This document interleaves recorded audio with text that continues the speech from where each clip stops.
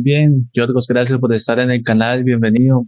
Quisiera comenzar con una producción, es tu primer trabajo, hay que recordarlo, me gusta mucho recordar viejos tiempos. Quisiera preguntarte sobre esta producción. ¿Cuál es la experiencia más importante que te llevas? Okay, like we always do in this channel, is great to know about the starts of the people, of the words of the people. So, what can you remember for? And I hope I pronounce it right. The Kwame Mokye. I hope I pronounce it right. The Kwame Mokye. It's like what I laugh about. Okay. That. Yeah. Oh, that puts me. And sorry, I don't speak Spanish, unfortunately. But that puts me a very long way back. That was one of the first short films ever edited, I think. I don't remember too much of it, to be honest, because it was a crazy period. I came in France. I was 23 years old, and I didn't really speak French at the time yet.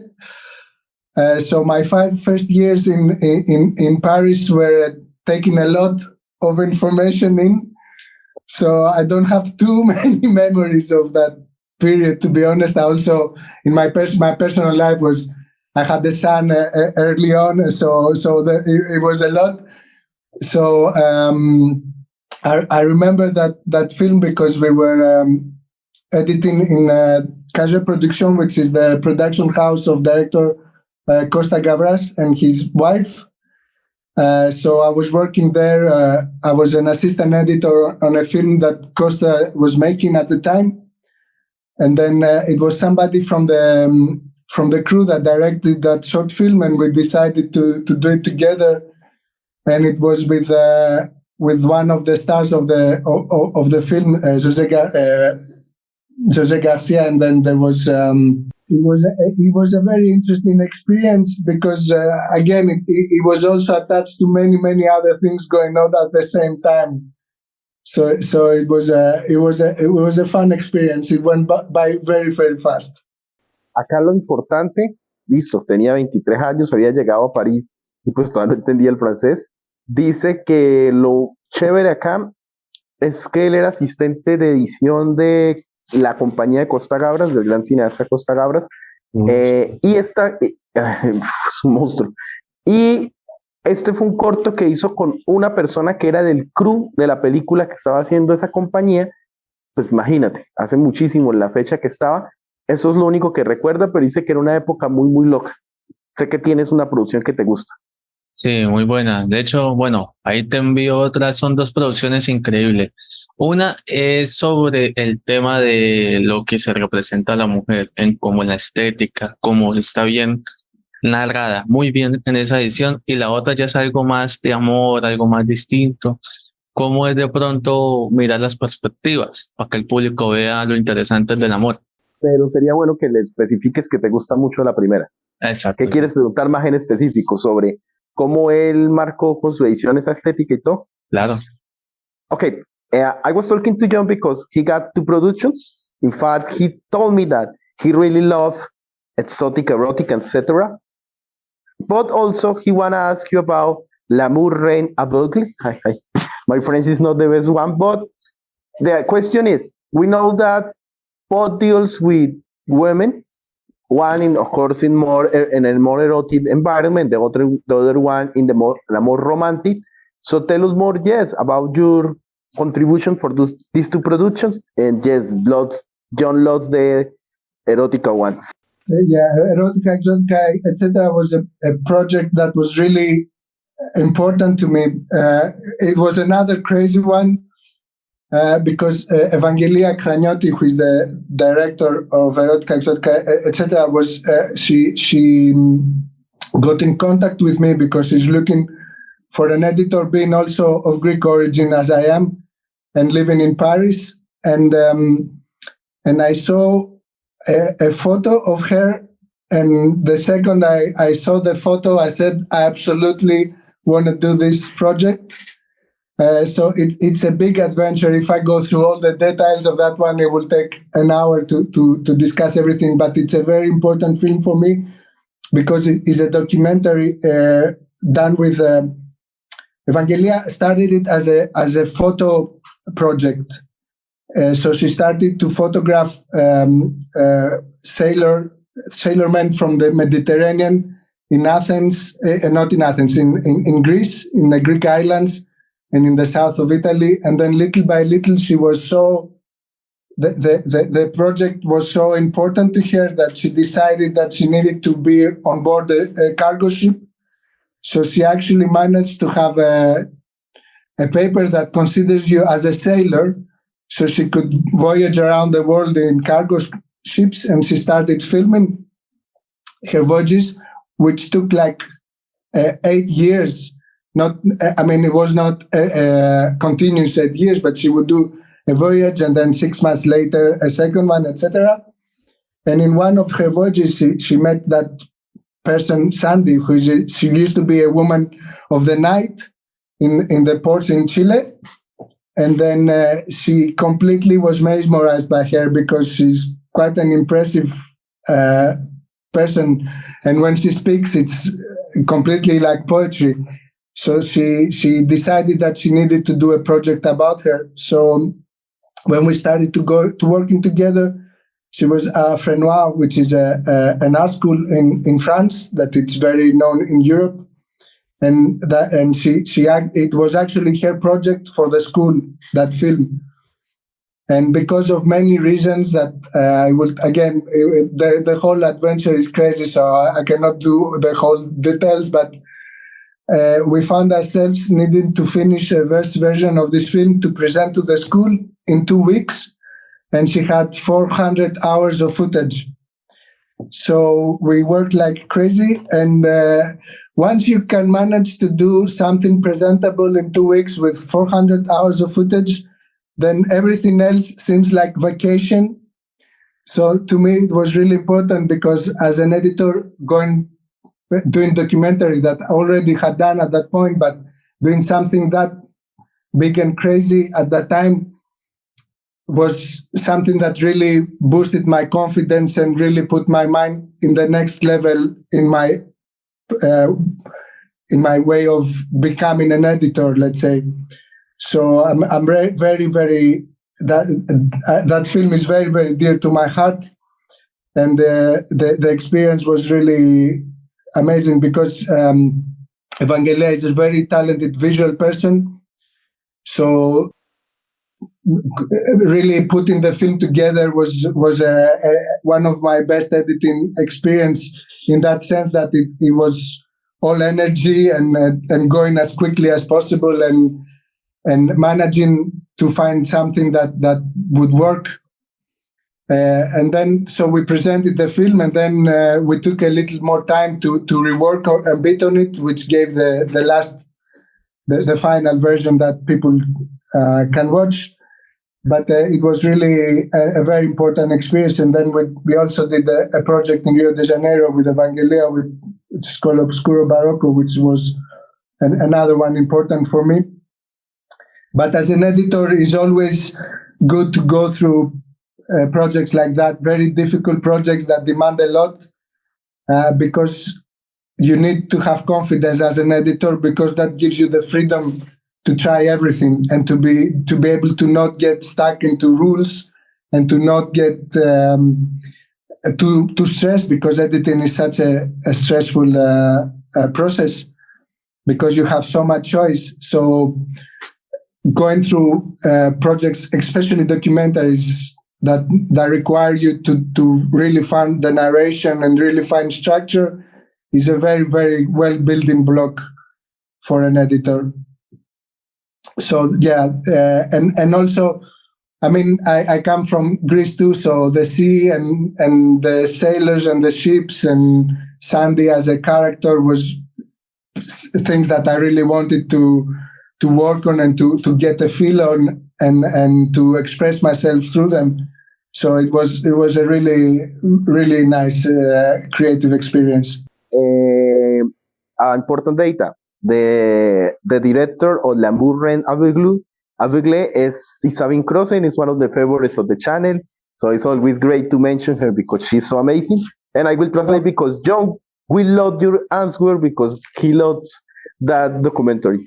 Pues John, eran 400 horas de grabación para el Uy, documental de Erótica Exótica, porque todo comenzó con un proyecto de clases de, digamos, de la directora protagonista, que tú sabes que pues es increíble y Yorgos apenas supo quién era, dijo, no, yo entro de lleno a tu proyecto. Lo que pasa es que se aumentó cuando llegan a las escenas de Chile. Tú sabes que en Chile ellos hablan con pues lo que vendría a ser una mujer de la noche, pero muy inteligente, y eso hizo cambiar todo el documental y por eso volvió un proyecto más grande.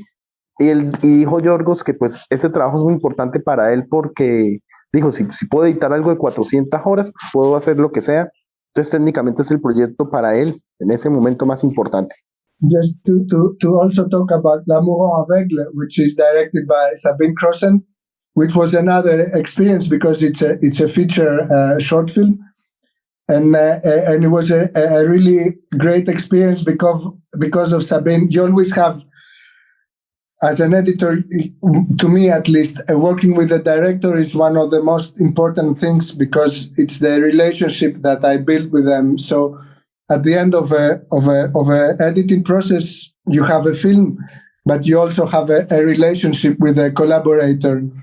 And doing L'amour aveugle with Sabine was great because she's an amazing person that is always very optimistic and fights for everything and has a real pleasure in what she's doing, which is contagious.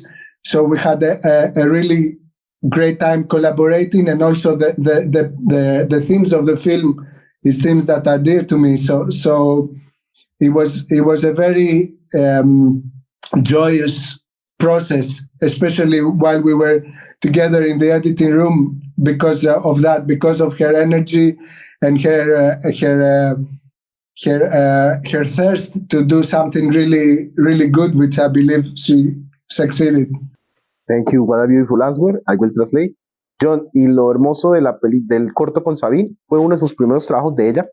Dijo que nada, que el tema de ese corto, digamos, tocó bastante a Yorgos y que esa energía tan bonita que ella tiene se nota en ese corto y también en el buen ambiente de trabajo que ella da pues para las personas que trabajan con ella. Entonces, ya sabes, hay que enviarle eso, ya sabes a quién.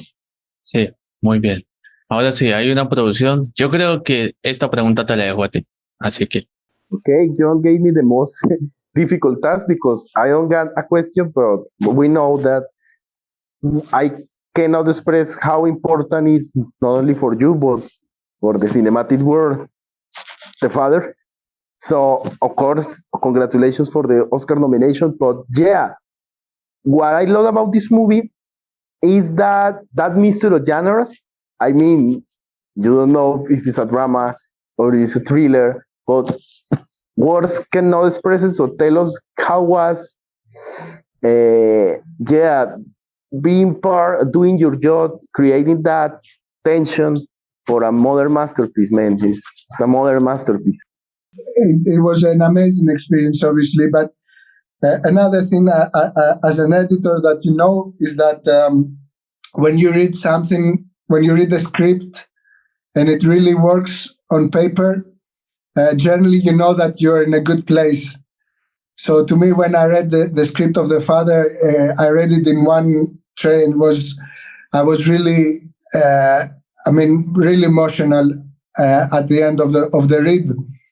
And also, you know that when you do something creative, life always imitates a bit of what you're doing. And to me, it was a period when I got the call to meet with the Florian Zeller, the director. At the time, I was in Athens, which I'm not very often there. And I had visited my father, and it was the first time I saw him that I felt that he was a bit old, if that makes sense. And he's not old, or he's not at all sick in any way. Fortunately, he has nothing to do with the character of Anthony Hopkins in the film, but it was the first time that I felt looking at him that he was an older person, because you always have the image of your father from your childhood, as parents have with the kids. You're always the little kid to them, and they're always the father that you know from childhood. So it was already something that was working in my mind, and then all of a sudden I got the call to meet with Florian, and I read the script, and I said to him that there's no way I'm not going to be part of this film when we met, which I think, fortunately, he appreciated. He didn't think it was too pushy. And it was an amazing experience and all, because, as I said, the script was great. My relations for Florian to this day is very, very strong, and it's somebody I consider like a really good friend and somebody that is important to me. And also editing material with Sir Anthony Hopkins and Olivia Colman is not the worst thing you can do in this world. To me, both of them was amazing. I was completely blown away by Olivia Colman. She's an amazing actress and person. And then, obviously, Sir Anthony Hopkins, we all know his place in cinema. And every actor in the film, Rufus Sewell and Olivia Williams and Mark Gatiss, they all bring a different element. And when I read the script, to me, the first thing I had in my mind, it was the word nightmare. So that was something that I really put on into the way that the film is edited. And I think you can kind of feel that, I hope. But to me,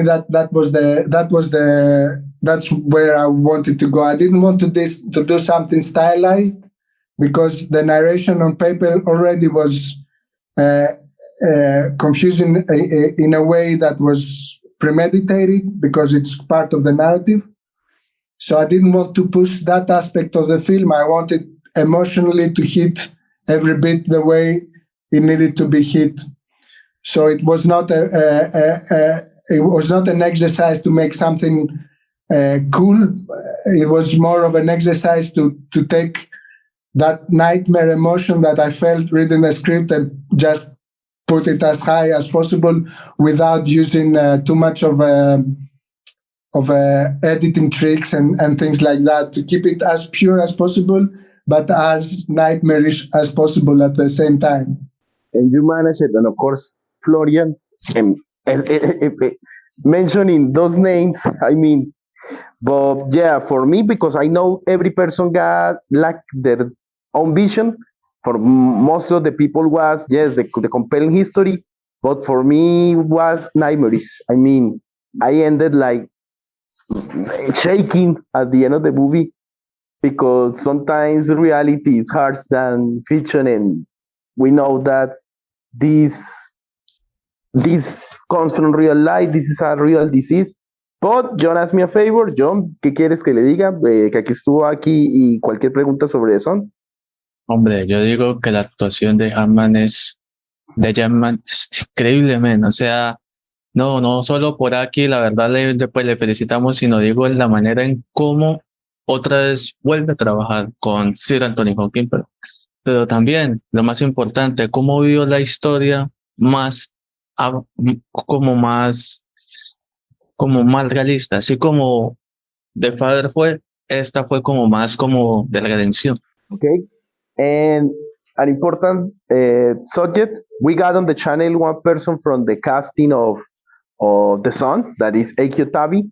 And John, of course, mentioned the amazing performance of Hugh Jackman. But working again with Florian, how do you see this one? Because we know that The Son is more about redemption. So yeah, you have to tell us how was working again with Florian and another amazing casting and his vision. Yeah, another thing that's extremely important to me, because when you edit what you want in the end, to me at least, the most important thing is to make people feel emotions. If you don't, to me that's I always put emotion first, pace second, information third. That's my way of seeing things. So what I want is to make people feel something. And when you work on a subject that is also very dear to your heart, then it becomes very personal, and it becomes a way of expressing yourself, and a way of getting rid of things that are inside of you, which is art. So to me, the son was very, very important because of situation in my life that I connect very, very strongly with the characters of the film. So all that film to me, in a way, was to make people go home and hug their children and their loved ones. That's my goal with that film. So I hope it succeeded that, but it's a completely different style from the father, which has a very complex narration. This one we deliberately wanted to be linear, and it's funny because in a sense it's more in the edited we restructure more the son than the father, but that's a big discussion for another day about specifics of editing. But to me, that film needed to be linear for a reason, and the emotion needed to be set in a certain pace and in a certain of developed in a certain way. So I hope we managed to do that. But it's a very, very, very important film for me, for very, very profound and personal reasons. So I'm extremely proud of that one. And it was a really joy also because it's not an easy role for Hugh Jackman, and it was a really joy to work with material with him, because it made it easier in a sense because of his you cannot not see the generosity that human has. So to me, it was a way to balance a bit some of the darkness of the film that was really good in the editing room in a way. And we haven't talked with him, but we see in interviews and videos that Hugh is an amazing person. So I think it's not difficult to be gentle in camera because he seems like a really beautiful person. And I will translate. John, traduciré rápido. Cuando le envían el guión de The Father, él lo lee en una sola sentada, llora y va donde ver al papá. Pues, dice que afortunadamente el papá de él no tiene pues el problema de esta película, pero dice que lo llevó a ver y darse cuenta pues de ese tema tan fuerte que es la edad, ¿no? Dice que es lo que, para yendo al grano, que obviamente él dice que pues algo increíble saber que va a dictar material pues con ese elenco. Dice que Olivia Colman es una persona increíble y que él lo que más quería al final de la película es que se sintiera como una pesadilla. Yo le dije que lo logró. Y con el hijo, dijo que la decisión fue que se hiciera lineal, que lo que importaba es que al final la gente, porque él dice que para él es más importante las emociones, ya después sí el ritmo de la película y después sí como la trama, ¿no? Por así decirlo. Sí. Dice que lo más importante para él en el hijo es que la gente al final de la película pues abrazara a sus hijos. Eso es lo que más le importaba. Y dice que para él no fue tan difícil, o sea, sí es obviamente un trabajo complicadísimo, pero que no fue tan difícil que expresar de que Hugh Jackman sea una persona amable, pues porque en realidad se nota como actor y como persona que él en realidad pues es el papá en esa película, es la persona amable, es todo eso. Entonces yo le dije que claro, que hemos visto, que no hemos tenido la suerte, pero que Hugh Jackman se ve que es una persona así de bonita, dijo que sí. Eso es lo más importante, ¿no? Qué respuesta tan increíble. Ahora sí, por último, ¿cómo define el trabajo de él en una palabra y futuros proyectos? And as a final cut, okay, it's a bad joke, but as a final, how do you define your work, in one word, and future projects, man? We know that you are there in Paris. You tell us before that's your editing room, so you are in the place where everything's happened. So tell. Yeah, no, I don't know how I would define my work in one word. All I know is that editing is extremely important to me because, as I kind of mentioned, it's my way of expressing myself. Even as editors, we're a bit in the shadows. I like that, and there's people that see my work. They can understand. I feel my way of thinking and doing things, and it's editing was to me something that gave me a lot of perspective in my own personal life. Also, I learned how to take distance of things. I learned how to be more confident. Working on different characters, I understand human beings a little bit more thanks to editing. So again, it's something that I've been doing for more than 20 years, I think now, and I'm still very, very passionate about. So I cannot just find one word. If there was one word, I would use the word emotion again. That's what I always try to do, to convey a certain emotion to people. And about projects, I keep myself as busy as I can because I like to work all the time. Maybe sometimes I should change that, but it's okay for now. And I'm actually working right now on a feature film that I cannot talk very much about, but it's I think that I'm really happy on this one, and I think that it's going to be something that people will appreciate because it's different, and it's always nice to do a project that's a bit different from what we see every day, because I think we need that. And I think we're in a period now that we produce a lot, which is great because it gives work to people. But it's also nice to be able to do projects that are different. It's nice to do independent things. So as much as it's always good to have mainstream cinema and to have cinema to go and escape and have fun and everything like that, I completely love that type of cinema. But it's also good to fight for projects that are really personal and really that you have a deep connection with. And so I try most of the time, either by accident or by my own choice, to find myself with projects that are very, very meaningful to me, because I know again that through them I can express my own things and evolve myself as a human being. And before I translate, as you told us that yes, you're always on the channel, well, I'm happy because in this channel we got with you, we got a lot, but we got three amazing editors for favorite movies. You, we got the amazing Tim Silano and the amazing Michael Canu that he's on retirement now, but Yeah, you know, I mean, I yes, don't need to translate that. Yo creo que no necesito traducirlo.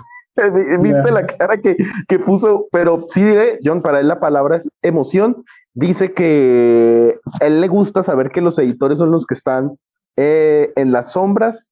Por eso le dije, pues imagínate Los que hacen nosotros la que usted magia. está. Y John, algo importantísimo. No puedo decir nada de lo que está haciendo allá en París, pero dice que es una película que lo va a cambiar todo. No diré nada, Ah, absolutamente nada. La increíble. foto. La foto, por favor. Esto amerita. And man, with my background that you love and your background, we're going to take a picture so we can share to the social media. Pero le diré que lo enviar a Michael, a Claro. Tim y a Sabine. And before you and the camera tell us your social media so people can follow you, I already told John we will send this interview to Sabine, to Tim Silano, and to Michael Caniume. That expression resumes everything. But I haven't really worked yet with people from Latin America, and I would love to collaborate with directors from either Colombia or some other country from Latin America. It would be nice. One, we expect that, and of course, we will share this interview. So please, people in Latin America, hire this amazing guy. But also, like I always say to John, I hope this channel blows and John get rich, and John will be the lucky director with you. I will tell it, but I think he understands. John, creo que entendiste, ¿no? Él dice, imagínate, o sea, imagínate que él quiere trabajar con directores de Latinoamérica, o sea, imagínate, o sea, Uf, John, empieza a imagínate, enviar dirigir. esto. Pero yo lo que siempre digo, que ojalá este canal crezca, explote y John, imagínate tú trabajar, obvio, yo quiero que trabajes con ambos, con Tim y con Yorgos, ¿te imaginas? ¿Te imaginas? Sería increíble. Dígale que muy pronto. Hopefully, very soon, man, hopefully. Yeah. Uh, and man, I know that awards doesn't translate the importance of that director, but hopefully you get soon mentioned on the Oscars. And with this movie, we believe that if you told us that this is a very different thing that we will see, we believe you, man, because you already prove us. I think you're gonna like this one. I feel confident about that. But don't say it. No spoilers. No spoilers. You will see where you will understand. Yo que cuando la vemos la vamos a creer, le dije que los premios no determinan una carrera, pero sabemos que va a volver a ser nominado a los Oscars. And man, the camera is yours, so you can say your social media or send a big hi. I'm not really a big social media guy, sorry. But please, as a final, invite directors from Latin America. Please, we need you. Oh, yeah. I would love. I love always to discover new things, and it's always, again, it's a path of growing as a human being. So the more I work with different people, the more different input I get myself. So it's always nice to work with as many different cultures and different people as possible. Jhon, lo bello es para él es conocer distintas culturas, distintos puntos de vista. Y no, Jhon, de mi parte yo te agradezco por traer este No, es un invitado. gusto. De hecho, yo le quería hacer una pregunta. No es nada sobre documentales ni nada, sino te pregunto, se me surge la idea. ¿Cuál es la película que más te ha impactado que está muy hecha, editada? O sea, la que más te impactó la edición. Creo que esa sería la última pregunta. Y si tú lo quieres hacer para tu docu, película de terror o película que más te ha impactado, en general. ¿Sí? Okay, as a final, man, because that's a question that comes out right now in Jhon. What is the movie in general that had struck you the most with the editing? In general cinema. Again, I cannot name just one thing. There are so much things that influenced me, and I also, because my first love was actually music, so I have a lot of influence as an editor that comes from music. But I mean, it was my generation, so I saw in cinemas Return of the Jedi when I was around 4 years old, and obviously blew my mind because at that time it was, I don't want to date myself, but it really had an impact on me. And then a film that was really important to me that I watched when I was around 17 years old, and this one also had to do a bit with editing, was Nostalgia by Andrei Tarkovsky, which is a completely different thing than Star Wars, but that film really made me understand that you can do things in editing that even if you cannot see them, you can feel them. So it was a really important film when I watched it, at the time I watched it. But yeah, because I hope you understand. Nostalgia is important for you when you watch it, or do you understand? You work on part of it, or no? What was important when you watch? No, I watched it when I was around 17 years old, and at the time I was starting to be interested in editing, and it was a film that really changed my view. I mean, it's the same with music. Everybody has one group that changes the way they hear things. For me, Nostalgia was a film that changed the way I saw cinema in a way. And in music, what influenced you? Because I'm a melomano. I mean, back in the day when I was younger, I was listening to a lot of punk rock groups and what was then considered alternative music. So one thing when I was around 16, a group that really changed my way of listening was Sonic Youth, for example. That was a big influence on me. But I mean, again, when I was younger, when I discovered people like Pink Floyd and things like that, obviously had great impact on me.